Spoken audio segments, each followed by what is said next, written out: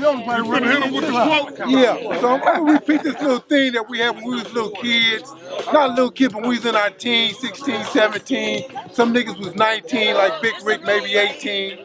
I was 15. But when we used to walk up and down Arlington, they always had this thing that used to say. It was always said that, don't forget the quote that the 60s wrote about honesty and fair play. You can't live sweet not knowing how to cheat, because the hood don't play that way. So in order to succeed, you cut out your heart for a better start. I remember that. You really didn't need. That's the first time I heard that one there, man. That's the first time I heard that. That's the first time. Remember the I quote? think Joe brought that shit from somewhere. Joe said the book of life. Yeah, the book of life. And, you know, we made it our own About shit. honesty and fair play. You can't live sweet not knowing how to cheat because the game ain't played that way. So in order to succeed, you cut out your heart for a better start because it's an organ you really don't need. This is Los Angeles.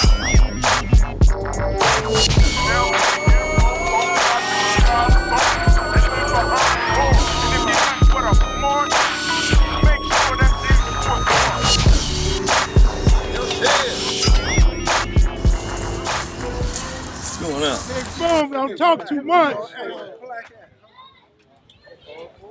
You know, I don't do too much talking. That's how I've been all my life. I don't talk. Spit it out, Rick. I always thought actions speak louder than words. If you wanna know where I'm going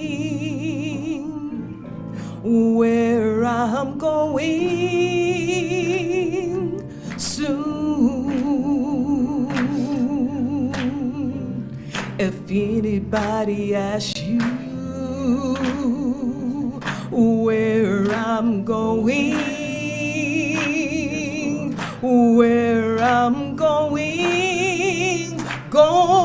soon.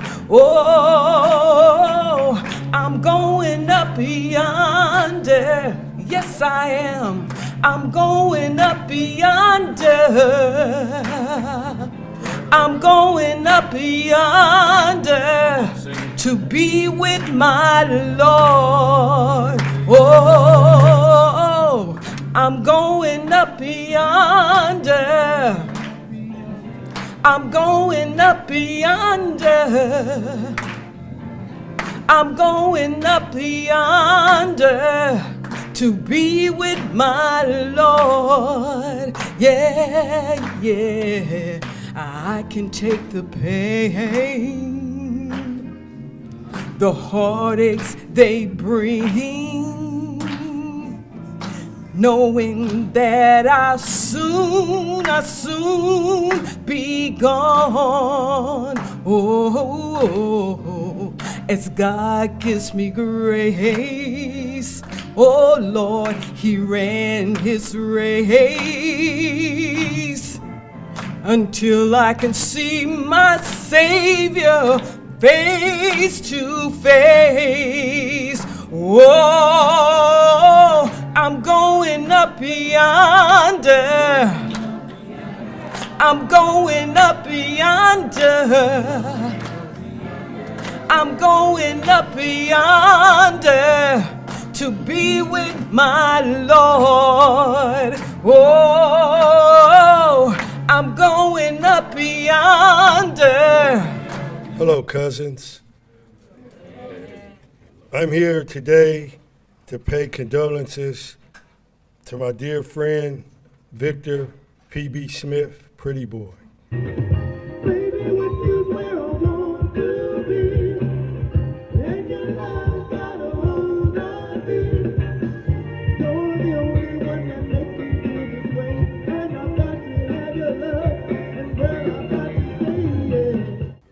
I met him in 1973. I was over Odell's house, and me and Odie, we were messing around like kids mess around, slap fighting and arguing and, you know, making each other tougher. And Victor was out front waiting on Odell or someone. He was smiling. And I come out of there to walk down the steps, and there was Victor right there, and he had this beautiful smile on his face, and it lightened my heart from the argument. And I said, "What's up?" He said, "I'm here to see Odell." I said, "All right, he's in there." We arguing over a car seat that we had got out of a car. And then I started seeing Victor all the time. So Mouse's girlfriend lived on LaSalle. My babysitter lived on LaSalle. And Victor would always be on LaSalle. So I'd be over at Francine's house, I'd see Victor again. Everywhere I go, I see Victor. So now I like Victor. I'm like, every day I'm seeing little Victor rolling through the neighborhood.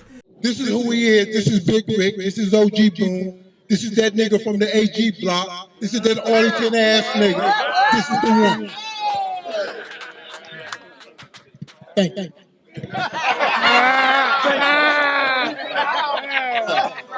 Hey, yeah, my name, Pretty Boy from 60s. A lot of people had heard of me back in the days, but this homie right here, I used to love this guy when we was young. His whole family, his brothers, his sisters, and everybody grew up with him. And back then, we had when I say a tight bond, Coop, Shiesty, all of us, we had a tight bond back then.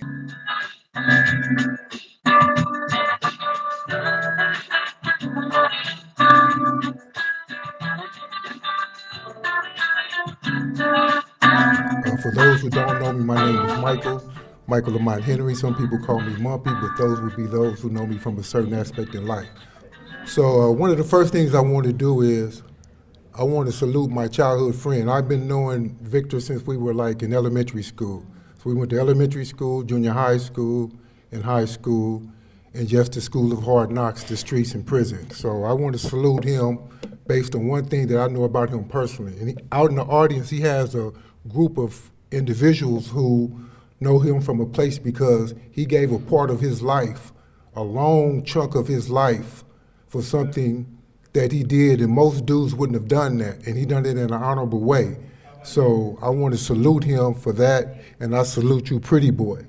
Thank you very much. We was loved by everyone, and we was hated by some. Police feared us, everything.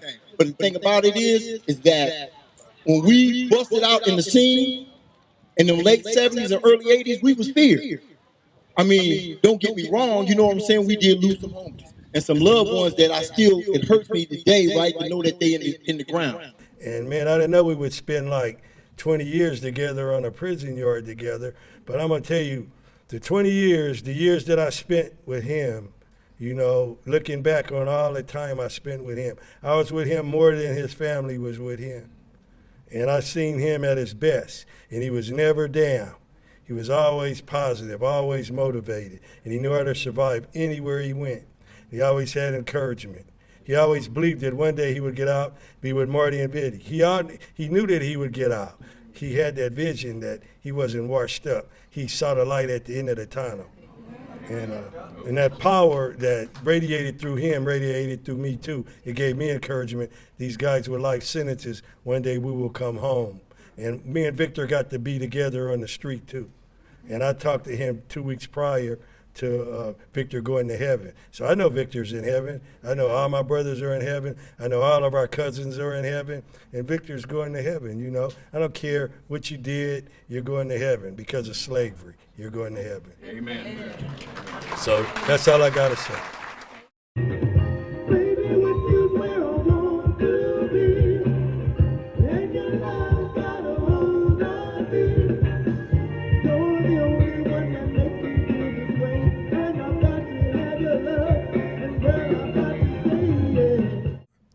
I've been knowing Victor, like I said, all my life. And I want to bring some like levity to this situation because I don't want anybody to be down. But this dude here, when I tell you that this dude here can tell you a story, this dude's going to tell a story. Now, whether or not the facts is true, we don't know. But my homie is going to tell you a hell of a story. And one of the stories that he told me, and it'll always remain with me because he was a musician. And for those who knew him, he's always played, you know, almost every instrument all his life. You know, I played the piano. And he and I were in the orchestra when we was at Horseman Junior High. And one of his famous stories was, and if you happen to look at that guitar, and it came back to my mind that he was Prince before Prince, right? And that's this dude. And, you know, he did it when we was on the streets. He did it when we was incarcerated. He did it when we came home. And so that's how I'm going to remember my friend Victor, you know, just, you know, as like a cool, solid, always happy, as Q said, never down, you know, always up in life. And I want you to know that his memory will always live within me. And I want to walk away from this with a lot of us understanding is that, you know, it's real rare that you're able to go through life with someone from a childhood to adulthood. And one of the things that, although I'm sad that he's gone, but I'm also glad and blessed that he didn't lose his life in the streets, you know, and so,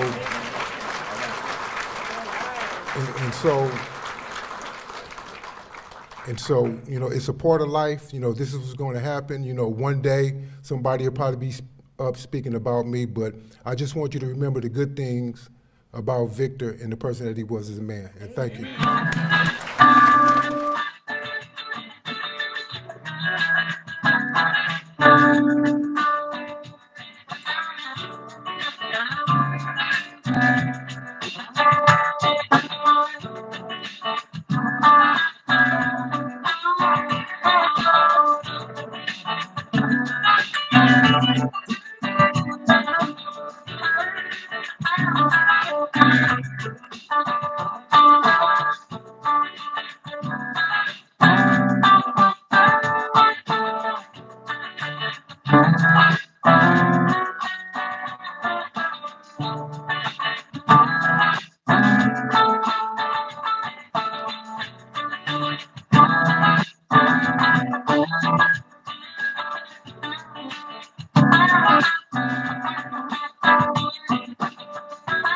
You know, I played my part in the hood also, but I ended up turning really violent, and I ended up doing a lot of stuff.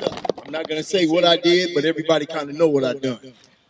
But the thing about it is, all of us that went in at a young age, we came out as grown men. We didn't come out busted up, which I thank God. All of us came out in good health. We didn't come out in a wheelchair, blind, diabetes. You know, we all came out in good health because we knew we was gonna come out one day, and we knew we was gonna come back into this neighborhood strong, and we did.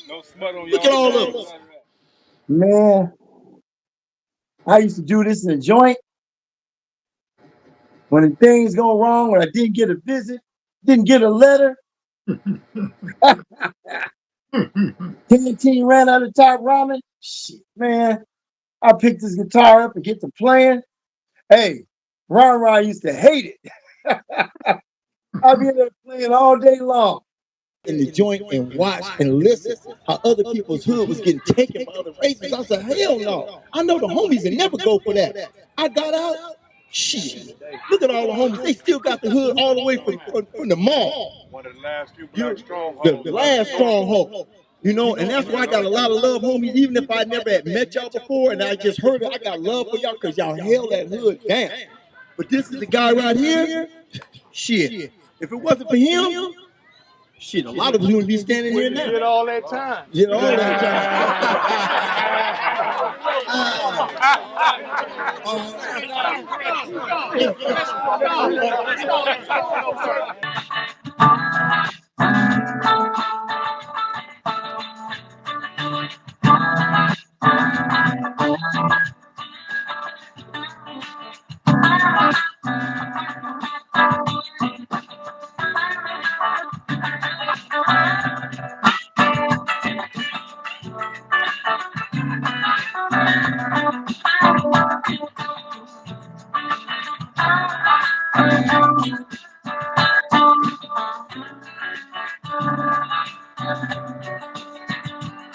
Say for me personally, man, Martin, Rick, Shiesty, Doe-Eye Monk, all of them. I mean, them kind of like pioneers in a different way because, you know, like back then, even though we was coming up strong, representing to the fullest, they took them first hits.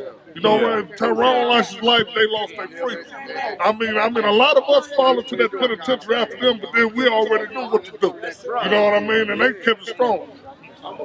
He grew up down the street from me. He was 47 years.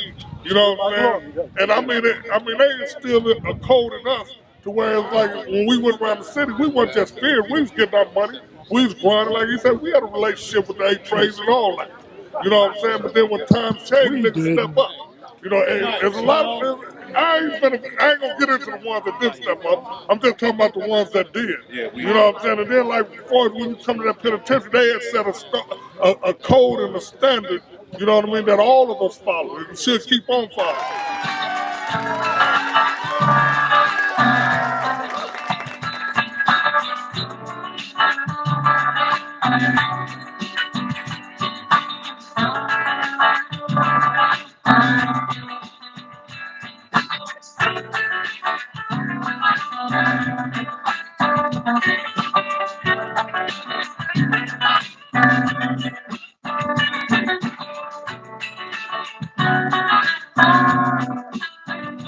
I ain't really emotional. I think a lot. You know, I try to plot my ways and shit like that. But I gotta say I love this guy, this guy, this guy, this guy. Cause I mean, I remember the days we wasn't deep. You know, you can fall up in there and be deep as a motherfucker and have a crowd to hide behind. You know what I mean? When we was walking that motherfucking main line at the county jail in 78, 79, it might be one or two motherfuckers. You know what I'm saying? I didn't play in church. You know, I just played in school, and I had my first band in 78, and the first club I ever played at was the Regency West. That was the first. You probably seen the flyer posted up on Facebook. It was a picture. Everybody had the afros, but matter of fact, it's on Google. But yeah, that was the first band. I was in 1978, and I had to sneak in the club because I wasn't 21 yet. You know, and matter of fact, it was a couple of clubs we was playing that I had to sneak in. But me being tall for my age, and already had the mustache, the sideburns, the goatee, they didn't trip off ID. They just let me go in. And I was like 16, 17 years old, going to these clubs playing. You know, busting these old chicks. You know.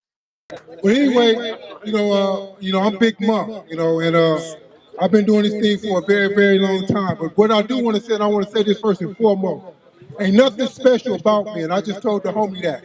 There's absolutely nothing special about me. You know, I just was fortunate enough to come up under a good dude, which is my homeboy right here. So any praise that I give to Big Rick. Now that's not to say that I don't have other big homeboys, right? That's not to say that I don't respect my niggas in the right way, but I play my role. You know, it's just like any basketball team. You know, Derek Fisher was part of the Lakers run, but nigga, you wasn't Kobe and you wasn't Shaq. And that don't make him a bad guy. He played his role, you know, and I played my role, but the reality is I ain't Big Rick. You know, I ain't Boom. I ain't the nigga that started the 60s.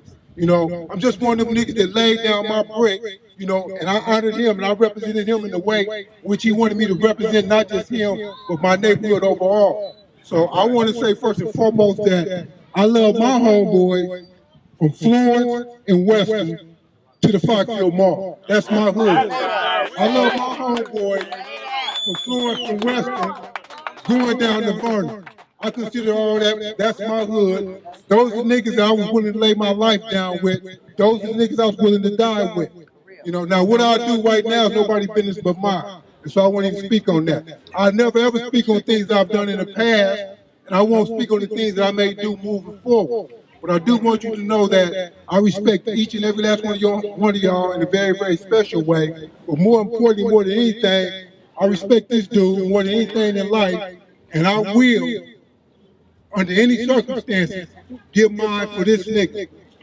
And though he's always tried to keep me out of harm's way, but throughout my 37 years in prison, he was with me every step of the way.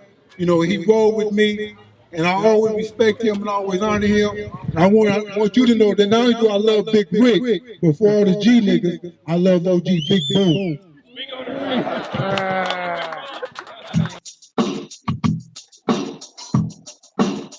Let me see something.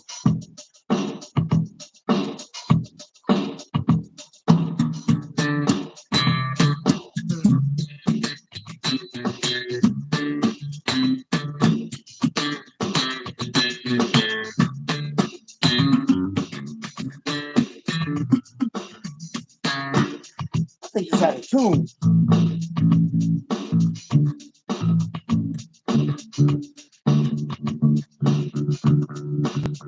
It is.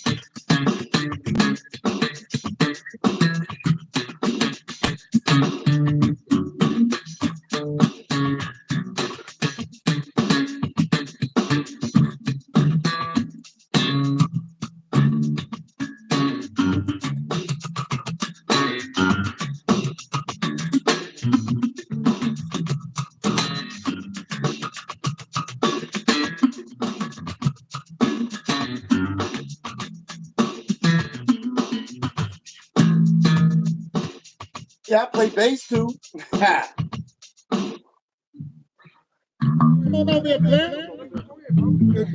It's your moment. That's your big homie, man. Go Look, let me speak for my homeboy, man. Look. This is he don't want to admit it because he really don't understand who he is, right? And so he's what you call he's a very humble dude. I already told him right? who he is. But this is that nigga, man. Correct. And what I'm saying, I'm gonna say this so dudes can understand this. At one time, we had this real good producer, we had this real good relationship with these niggas known as H-Ray gangsters. And we had a real true love relationship with them niggas. They was our niggas. And had we stayed together, we would have ruled some shit. You know, but the reality is, them niggas took my homeboy's brother's life. Right? And this is the nigga in which all this shit started behind. It wasn't behind me. It wasn't behind other niggas who claimed to have had the first fight with a motherfucker. It was behind this nigga's brother, right? And so this is the one, right? And this is the nigga that when you went places and when you had him in your presence, you had niggas like Muhammad Moncrief in your presence, nigga, you felt no shame and you felt no fear because you knew it was gonna be all right. So he's not gonna speak on that, but you know, and he went through a lot of pain behind that, man. You know, and he don't talk about it. He don't share that story with a lot of people. But that was the first homie from the hood to ever lose his life. Because niggas wasn't falling for the 60s, man. You know, by the hands of no motherfucker. You know what? I think the first time I started using burners probably was about 78, towards the end of 78. Because you got to realize it really wasn't no gunplay back then before 79. I mean, you had your gangs doing a shot here and a shot here, then you won't hear from nothing else for a while. But like you said yesterday, the 60s H-Rays became the first major ones to go through a major war, you know, where it was gunplay every day, not like once a month, and then you forget about it. So by the end of 78, you know, I was still warm with, you know, we still warm with the Bloods back then also. But then when that happened, man, it all went bad, you know? So we was doing an arms race. Everybody had burners, you know? Well, we had to do bergs to get them. And see, here's the trip. A lot of homies back then didn't have no records. So we were going to Western Surplus buying them. You know, and back then, they didn't have the guns like they have now. You just walk in there, look on the wall, say, hey, I like that semi-automatic. I like to have that one right there, that one right there. They'll take them off the wall, put them on the table, get you the bullets. All you signed was a little receipt, a yellow receipt at Western Surplus. My just don't touch no feelings. I love this life, this how we live. I done felt a lot of pain, but that's my business. Went on drills and didn't. My just don't touch there's no feelings. I love this life, this how we live. I done felt a lot of pain, but that's my business. With no drills and did no snitching. I know a couple hoes, probably wish I was basic. I just think and move, I ain't got no patience. 30 RP, I'm Berkey wasted. Trust no nigga, I guess I'm racist.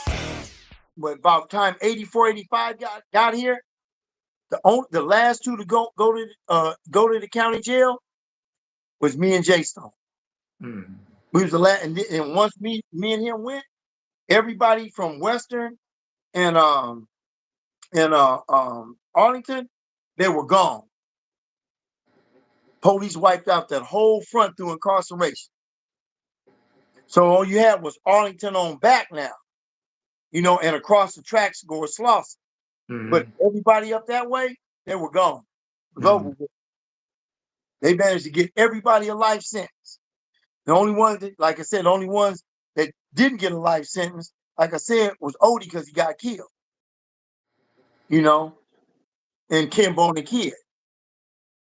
But yeah, but they wiped that whole front out. You know?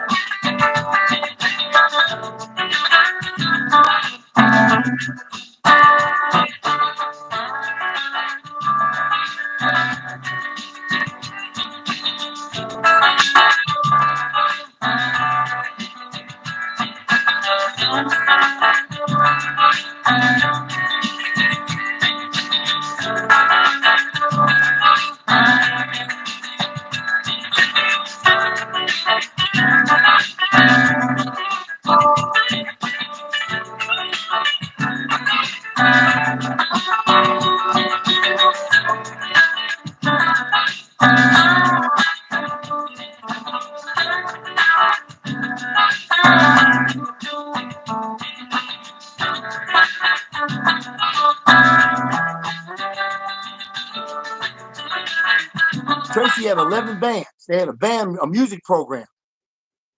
So what they would do is they would let us practice, get ourselves together. You know, we had band time every weekend. During the weekday, my band had 3 practice days. So we go in there for like about an hour and a half, 2 hours, get our practice in. Then at the end of the month, we got a show coming up. So you probably seen my video. Yeah. And then they on holidays, whatever, they put the stage up. We go out there, we perform. Then we have talent shows, you know, stuff like that. It was cool though. This is when prison was cool, you know. So you had your own personal clothes, barbecue, watermelon, everything on holidays, right? You know, then it just straight turned to crap, you know. But yeah, but the bands, and then I'm gonna tell you what the reason why I got the videos is because almost all the band were lifers. So I got it to dude in the IVT room, right? And I said, look, man, check this out. I said, can you start letting us videotape these band shows?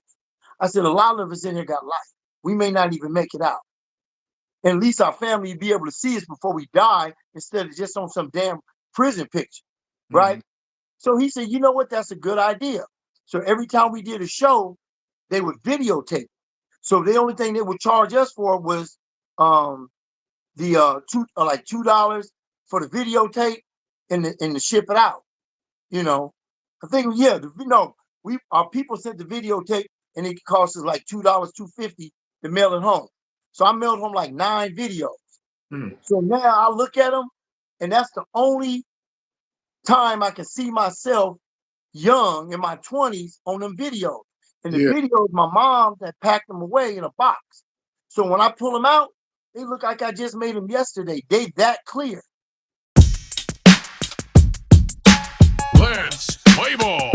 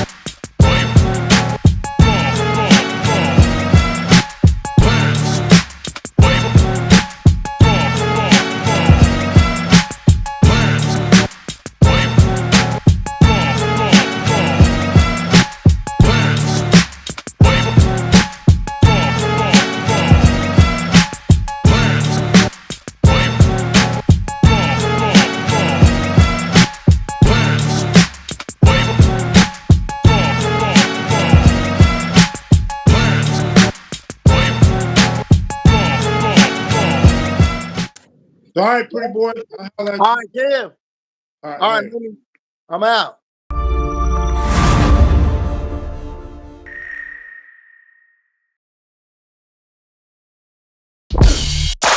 This is Los